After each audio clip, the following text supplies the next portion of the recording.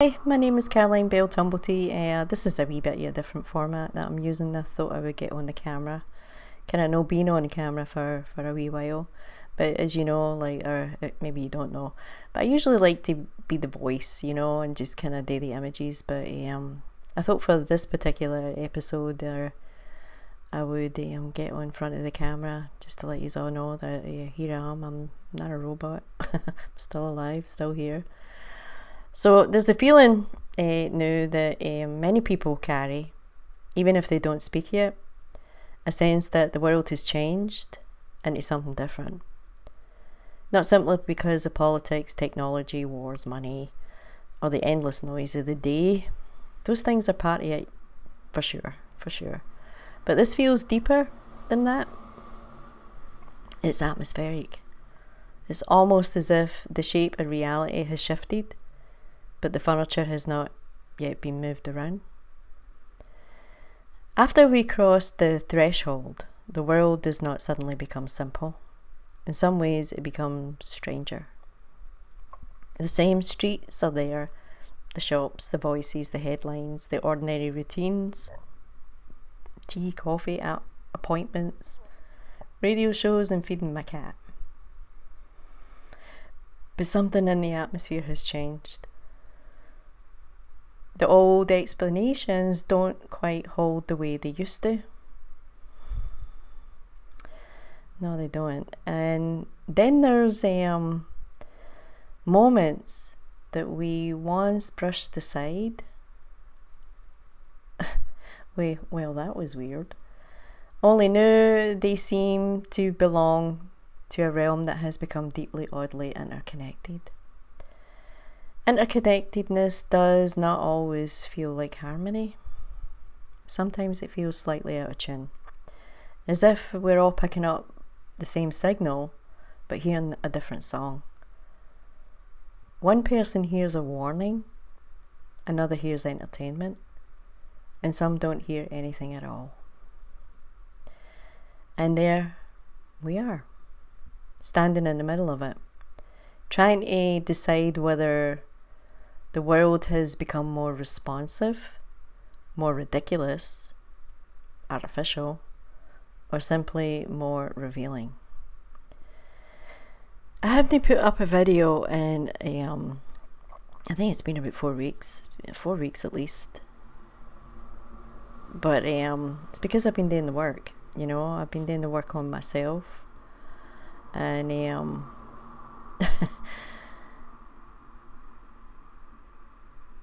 yeah, what to say about that?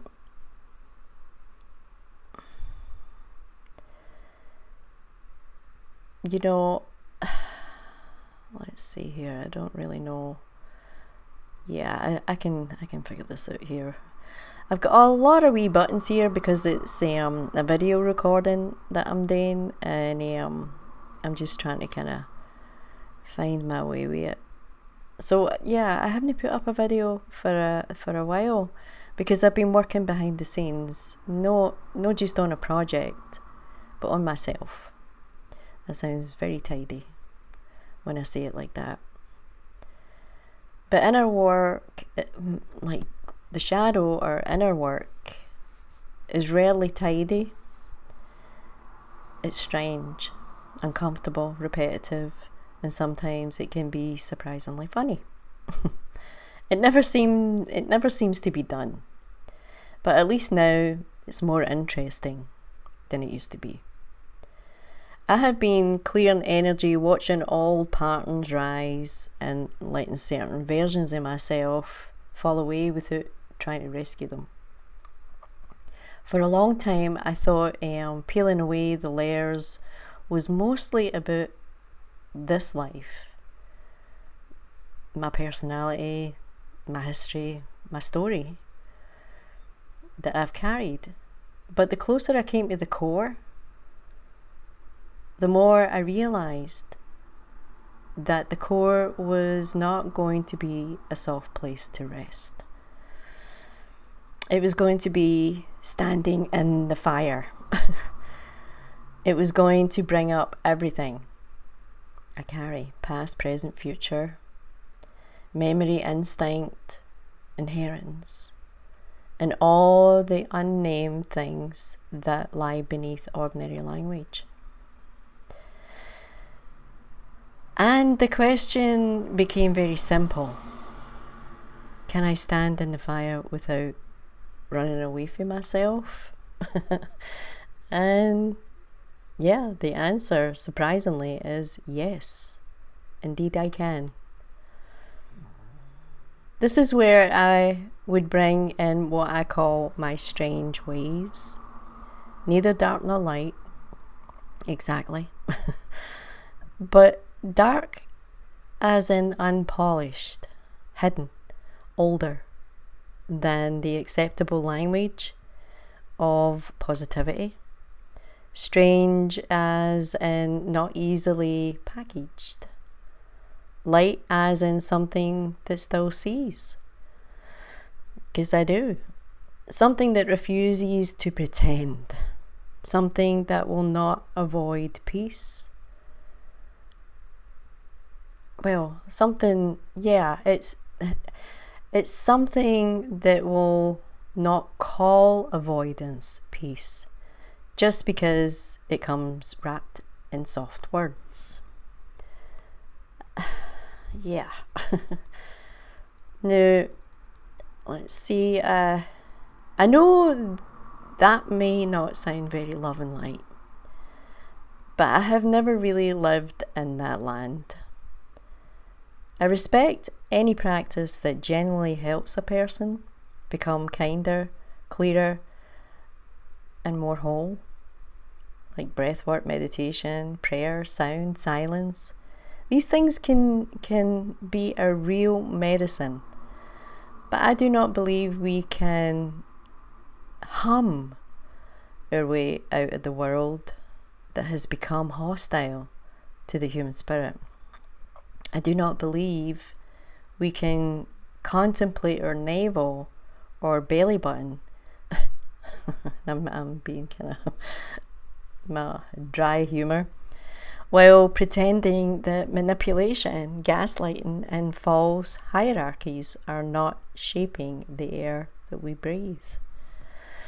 That does not mean we live in fear, or that we become hard, cold, cruel, but to deny that this world can be hostile, manipulative, and deeply unkind is not spiritual wisdom to me. It's avoidance. And I say that as someone who has spent years trying to communicate difficult things in a more palatable way, softening the edge, like choosing the gentle door, trying not to upset people who are already invested in staying comfortable. There is a place for gentleness, for kindness. Thought I was going to burp there. Patience, beauty, humour. You know, I believe that. I do. Well, like I do. I understand that. But there is also a time to shoot from the hip. Not to wound, not to shame, not to become one more loud voice in an already noisy world, but to stop betraying your own perception in order to keep the room comfortable. Maybe that is a part of what crossing the threshold means. It's not becoming louder for the sake of noise. It is becoming less willing to abandon what you know in your bones. It is being able to stand in a room when everyone is hearing a different song and still hold your own tune. It is being able to smile at the weirdness, because it is weird. Notice the irony and say quietly to yourself, well, this is strange, but I'm still here. I look at the communities I have joined and the ones I have left. The healing spaces, the spiritual spaces, the psychological language, the endless offers of pay this amount and I will save you or heal you. And I do not say that with cruelty. I say that with disappointment and perhaps a little relief, because I no longer have to pretend I do not see it. Too often, healing has turned into performance. Trauma has been recycled and branded as branding. People speak the language of awakening, but sometimes it is the same old program, repackaged a little differently. I took basic and advanced hypnosis training back in the early 90s and became a certified hypnotherapist. I found out quickly that trance is a natural state. It's real. We go in and out of it all day long. And the manipulation, the manipulation of that trance is everywhere. Discretion is vital. You are your own answer. And I include myself in the work of looking.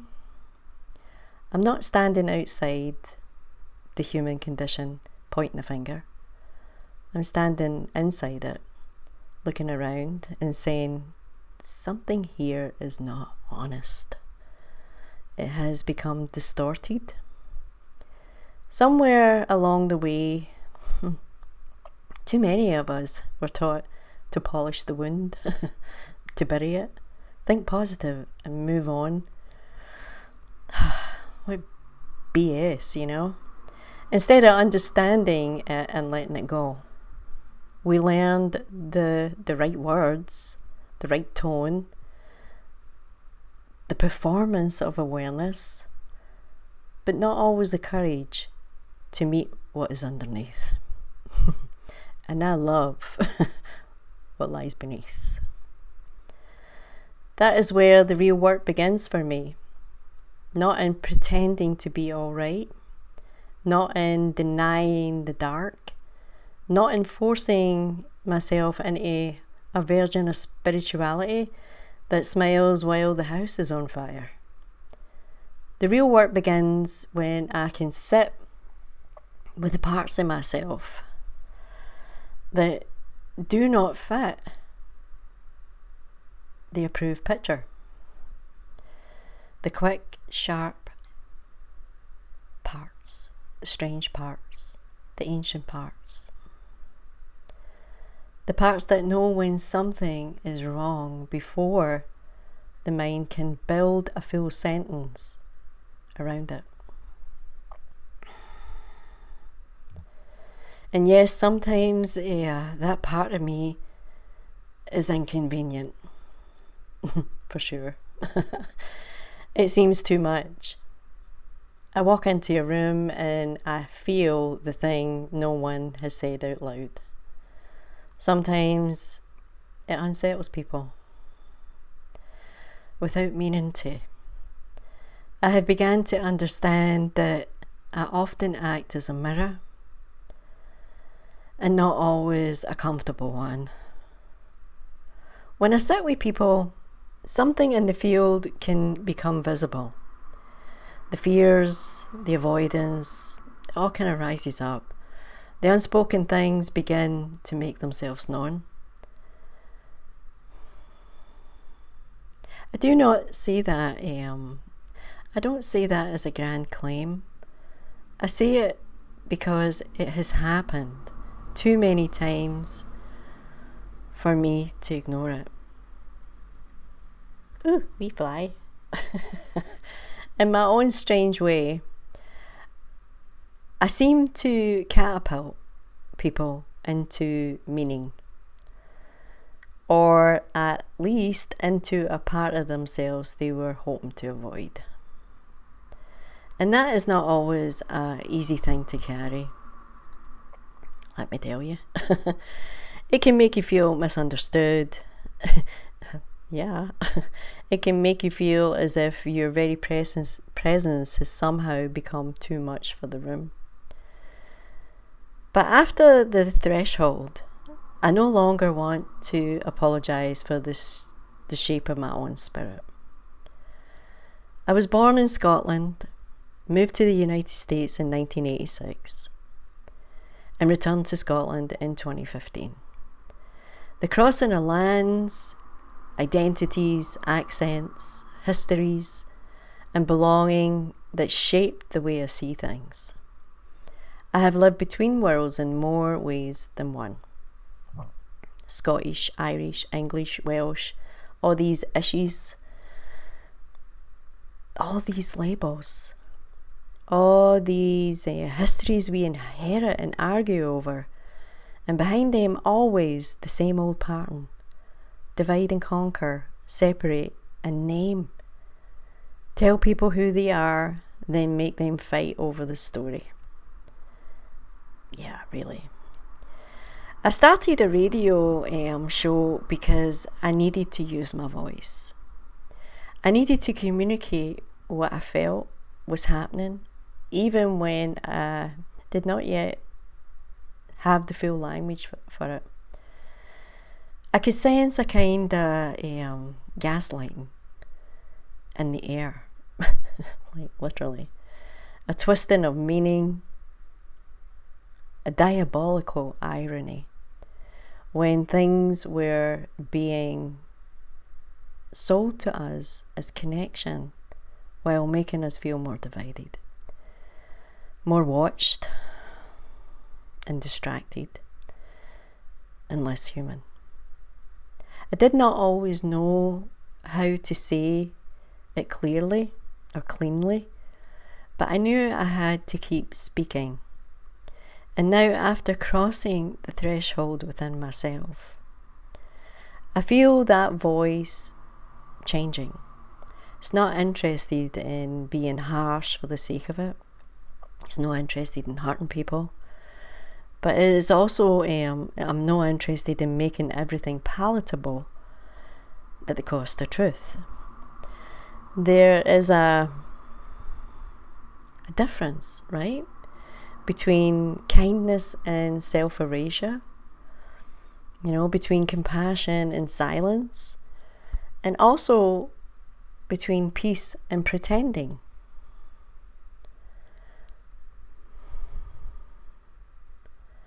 This world has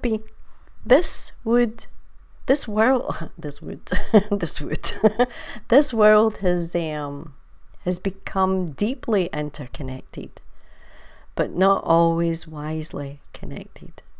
Technology and algorithms, shared fear, news cycles, grief, humour, memory, and the unseen all move through the same field now. Though not everyone would use that language. But connection without consciousness can become noise. Honesty can become twisted into manipulation. And without the heart feeling, the mind thinking, and the body moving, it can all become a machine wearing a smile. That is what I think many of us are sensing now. Something is not quite seen yet, but it is felt. We feel it in our body before we can explain it. We feel it in the timing of things, in the strange reverberation, right? And the way a thought appears outside of us almost as soon as we've had it. We feel it when the world seems to answer back, not always kindly or clearly, but unmistakably enough that we pause and think, that was odd. And maybe this is where humour serves us, because sometimes the strange is not frightening, it's entertaining. You can only smile and think, well, that was weird. There is wisdom in that. Not everything has to be a doctrine. Not every echo has to become a warning or a pattern that must be chased down until it loses its mystery. Sometimes the best response is to notice, smile, then keep your center and continue walking. After we cross the threshold, as I think we have already, I think we begin to understand that we do not need the whole world to agree with us in order to trust what we perceive. Yeah. We don't need every room to confirm our knowing. We don't need every person to hear the same song. We can stand in the middle of the noise and still recognize our own beautiful tune.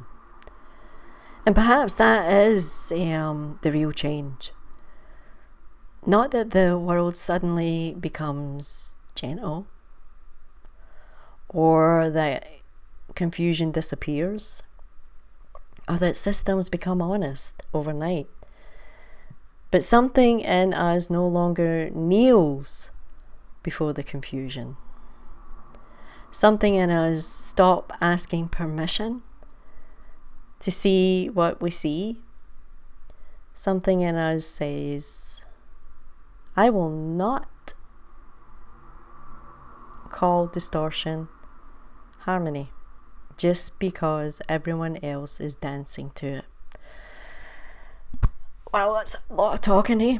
So, yeah. So this is me, after the threshold. Still human, but way, way more. Still learning, still clearing, still laughing at the absurdity of it all. Still careful with my words, because I do not want to wound. I really don't. But also less willing to hide the parts of myself and that see and feel and question and know. My dark, weird light, as someone put it, well, it's time to let that be. And if we are all picking up the same signal but hearing a different song, then maybe the work now is not to force everyone into the same melody. Maybe the work is to listen more honestly. I'm doing my best, That's all we can do. To notice where we are out of tune. To stop pretending the noise is music, and remember that harmony is not sameness. Harmony is the courage to bring our true tune without destroying someone else's. After we cross the threshold, we don't become perfect. We just become, we become more real. And in that world, built on performance, that may be the one radical thing left to do. So, yeah, that's it. I just wanted to share that and let you all know that I appreciate you. And I'll probably go back to my original format and make videos and just tell a story. I do like telling stories, and I do like using images, and I like the old fairy tales. So you'll get merry that, and yeah, wishing you all a fabulous night or day, weekend, and I will be back. I'll be back soon. All right. Ta-ta or cheerio.